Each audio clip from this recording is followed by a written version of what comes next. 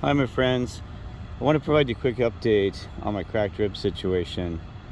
Yeah, I have three cracked ribs. I went to the physician today, and I talked to him. He said that you're just gonna have to deal with it, Kirk. He said the old school method taping it doesn't do any squat, and that's what they told me before. But see, the thing is, remember I told you that I had three cracked ribs in Chicago, and a guy came up and just took his knee and shoved it right into my same spot, same rib, same side. You gotta be kidding me. So it's on the right hand side, the lower three ribs. But anyway, and I didn't realize those had been cracked. I thought that I know they had hurt him bad and I was having a hard time sleeping sore. But I found out later, it was like, gosh, what was it? It was almost 2 years later that I was in Phoenix getting a general physical, and they said, man, when did you get cracked ribs? And I had to think, I was like, well, I don't know, I don't remember. And then I was like, what? Cracked ribs? He goes, yeah. He said, we saw this on the x-rays. They did some x-rays of my shoulder, because, that's what it was. When I had shoulder, when I had been injured by those security guards at the hospital, at one of the hospitals there out of Scottsdale, Arizona. And they said, because they had to do, and somehow they saw it, the x-rays even lower. He says, yeah, we actually saw those, because the x-rays, when they take it, it's kind of broad spectrum, broad lens shot. Because, man, we can see that you have broken ribs. And so anyway, so I was like, God, well, because I said, yeah, I had those sore ribs in Chicago. And so I told him, I said, well, I don't know, somebody took his knee and showed. He goes, well, that's when it happened, because that's somewhere about the age of the injury and stuff like that, the scar tissue and stuff like that. Boy, saying dang ribs. And the guy told me today it's permanent, that scar tissue. It's kind of like when you break a bone, it'll reform and be tough in those spots. So that's wonderful. I said, well, is it, because I said, is it more sensitive to breaking? It was all healed. He says, well, it's probably already all healed. It's just that you've cracked them or fractured them again, and then you got that scar tissue, so you'll have more scar tissue again. Well, that's wonderful. And it hurts. I can't even bend over and pick stuff off the ground. I feel bad because I was in the YMCA earlier, soaking my ribs in the hot tub that they have there, and I dropped something on the floor. I forgot what it was. I don't know, a key or something. And this maintenance lady, she had to pick him up because she was in pain. I was like, oh my gosh. And it was hard to breathe. It's been kind of hard to breathe. If I take deep breaths, it hurts. If I drop anything, I can't bend up, bend down much. Like if I bend over or sit down, even sitting down, it hurts. Sitting down and standing up. So, I'm not trying to complain or saying I need you to feel bad for me and stuff like that. I'll survive. It's just the fact of how it happened that kind of frustrates me. So I appreciate somebody that, give me a thumbs up and support and stuff. That means a lot to me, right? Even if you get a thumbs up, it's like, yeah, Kirk, well, we understand, and we're here with you, and stuff like that. So thank you so much, right? So I'm heading somewhere with this. So you would not believe, because I did a follow-up, and I'm going to do, I can actually, I'm going to play the recording now. You're going to say, well, that's too aggressive, Kirk, and you shouldn't work that way. In this world, I'm starting to figure it out that you have got to come with aggression somewhere, as long as you don't overdo it, right? Because it's my passion, my fire.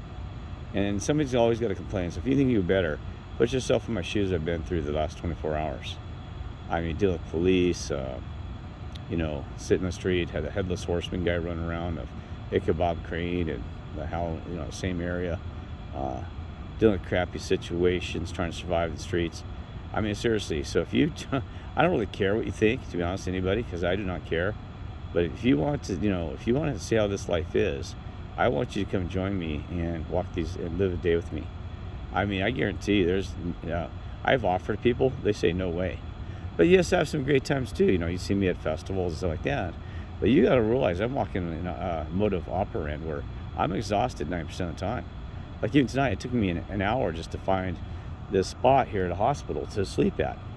You have to do research, and I chose. Now let me talk about that before I go on to about the update. And so here, and here's a trick I'm going to tell you, right? Kind of keep this low key because we don't want anybody else knowing this. Evil ones or even some of the other homeless that might be out there. But this is for you. Hopefully you don't have to be in this situation. But if you do, this is the technique you got to learn, okay? Because I've learned how to work the streets. This one's my own one. It's my own unique little secret. I have a couple other ones I've discovered, but this is one I'm going to share with you, right? So what you do is you go to a hospital parking lot, right? I told you that before in another video. So I got this. This is actually like this one's outdoors, right? There's no fee. There's ones that like that building across there. There's buildings around here that for parking you have to pay a fee. And I don't like this one fully lit because there's oftentimes there's security guards or there's employees walking in and out of those that they see you and they might say, oh, there's some homeless guy out there, and they'll start asking you questions. Now, but there's the key point. If you're at a hospital, it tends to be, you can always, tell a white lie in the sense that, if you get approached by a security guard, which has never had happen actually. I did only once in a hospital one time up near LA.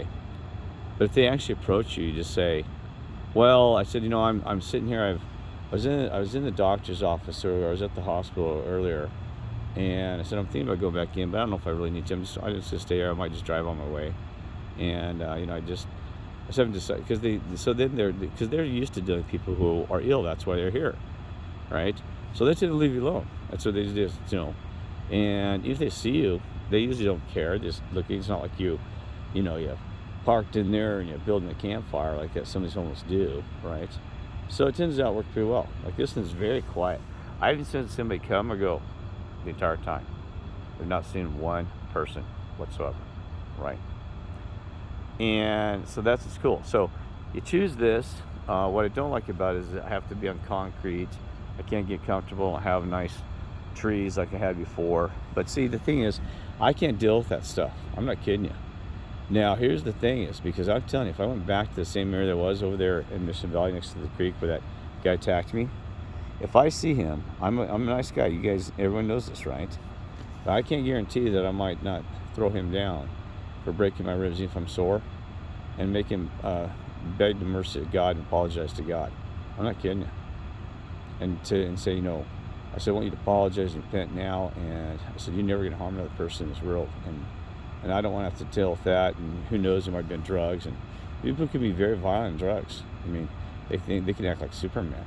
I've seen pictures where it takes 3 or 4 guys to throw somebody down with drugs, depending on what the drug is, right? So I just need somewhere quiet to relax and get out here. And I'm already tired. Like it was, so when I'm exhausted, it's hard for me to think and battle this thing spiritually or by flesh, these wars. So that's why I'll come here and see there's nobody here around me. And there's some cars over there, but I haven't seen anybody come and go. It's usually like, this one's like an employee spot. It's off away from the ER room. That's what's good about it too. And so it's a really nice location, okay? And so I'm tired, so when I ramble and stuff like that, you gotta apologize because I'm always doing these videos right when I'm really exhausted. So it's been a long day too, right? Because I didn't have much sleep and had to deal with that and cracked ribs. So anyway, so that's what's also, there's some things I was going to point out with you is that about the, I was going to say, I guess it's not important about this whole ER parking, right? But it's in the morning, this thing will be full, right? Because usually between limited parking spots at night, it ain't so bad, you know what I mean? But around 8 o'clock, 9, this thing's going to be full. And then I'll have to start trying to blend back into these people, this NPC, human prison realm. All right. So there's some other things I want to do real quick. So my ribs, yeah. So that's it. I mean, there's not much more to say about it. So it disappoints me because I wanted to do some boogie boarding again, or some bodyboard surfing, board surfing. But it's always this way. I'm either, I'll heal and then I'll injure myself and heal. It's like even when I was having fun, then I got stung by a stingray, and then I had to heal that one off for a couple of weeks. And that's like I never can stay in a consistent mode of just having a normal body, which is crazy, right? Okay. There's some other things I want to tell you real quick that I should have thought this morning, wrote them down. What I was going to say was, that's one thing I want to write and tell you about this reality, okay? I know that prayer, it works, and, if you do the prayer, that's fine, that's good, but I found there's a little bit more mustard, more power behind it. He said, faith is a mustard seed. Well, you kind of got to lay on the mustard, even thicker, right? Some extra sauce. Because I've discovered that we can actually battle in the same way. I told you, reflect on them, what they're doing to us, the evil spirits, the ones that are causing war with us and things like this. How do we do it? You write it in stone. Now, you write it down. So my mother and I tested this, and she was blown away how well it works. I'm going to keep a secret for now what it is, because it's going to be cool when I tell you some of these things that, and I'm not trying to hide anything from you, but I'm still testing it, and I don't want to give false impressions like that, but we were amazed right off the first bat. I had to write something down, like a prayer for me, but wrote it down that's been done about, that all the situations today work out perfect, and that there's some guy would ignore me, the guy actually ignored me even. So it's kind of like the other side honored that request, especially when put it in writing, just on a piece of paper. I think that's what they said, write it in stone. I bet you if you write in stone, it probably lasts that spell or whatever, that goodness you want to go a long time. That's probably why, the Freemasons, there's all these things about carving stone, things that they want done, like even the stones with those, the stones that were carved on with the New World Order and stuff like that. And was that in Georgia? God, I just can't remember. Remember that was stone, and the guy went up and blew the stones down or something like that? Well, anyway, so even the Native Americans, they actually wrote down things in petroglyphs, right? And we see things written on Egypt in the pyramid walls of stone, right? So, why did they do it? Because why? To keep it alive, right? And probably put some magic, some power behind it, right? And that's why a Native American one time, she told me, she goes, the problem with your God, is that your God will burn with the Bible. Now, I gotta tell you, I told you, I've moved beyond the Bible.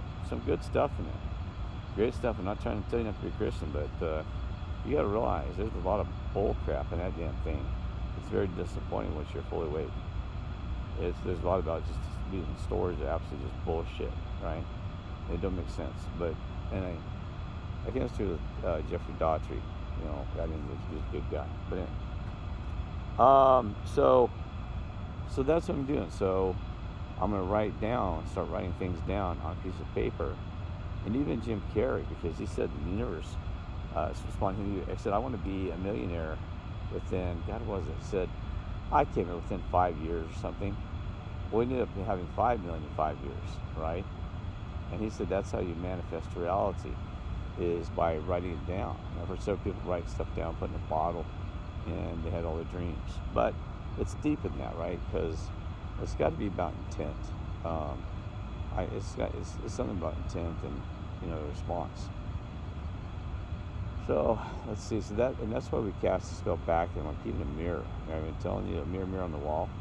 They may be casting evilness and crappy things at society. Or I believe there could be possible that they have witches who are casting spells against you and I, or somebody else, because I had that happen once, and we got rid of them.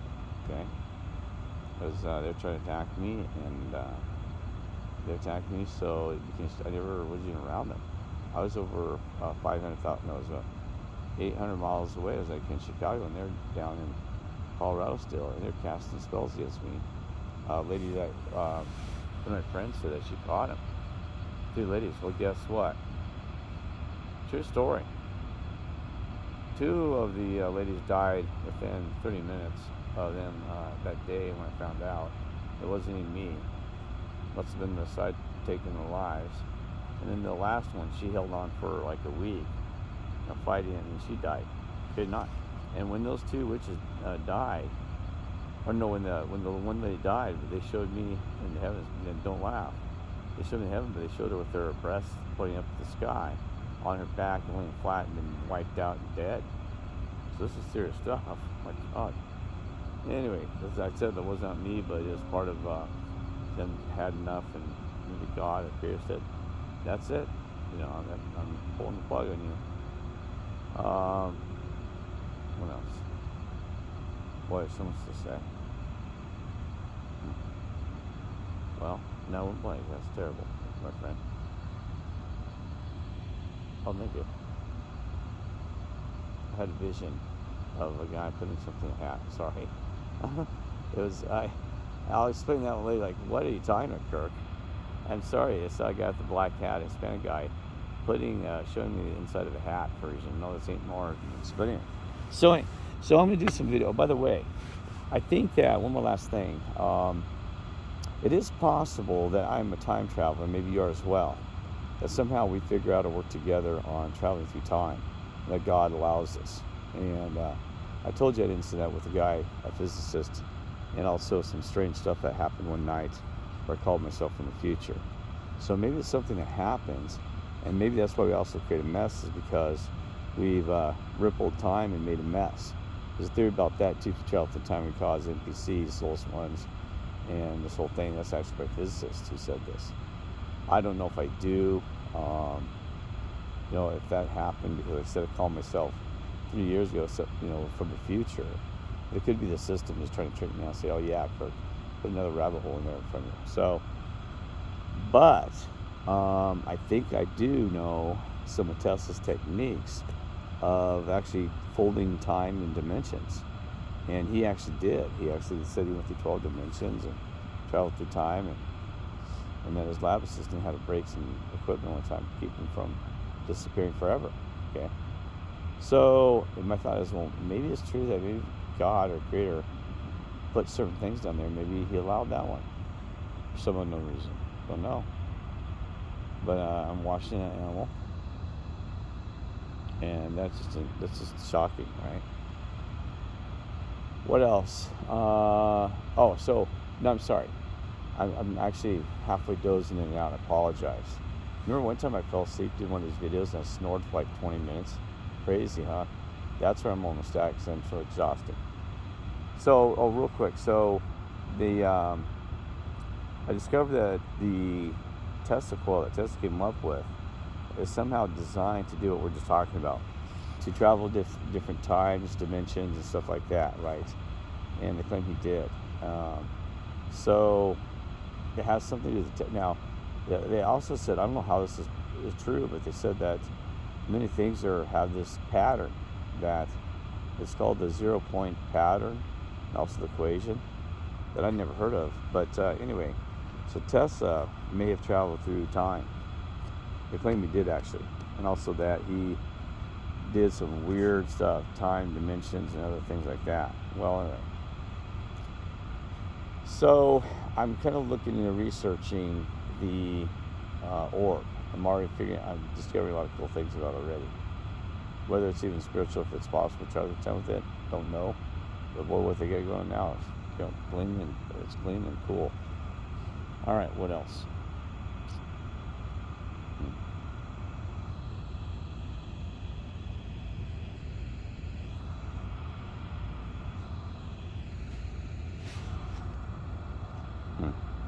So I was thinking, like, God, Kirk went dead there, I actually fell asleep. I better cut this off. Take care, God bless.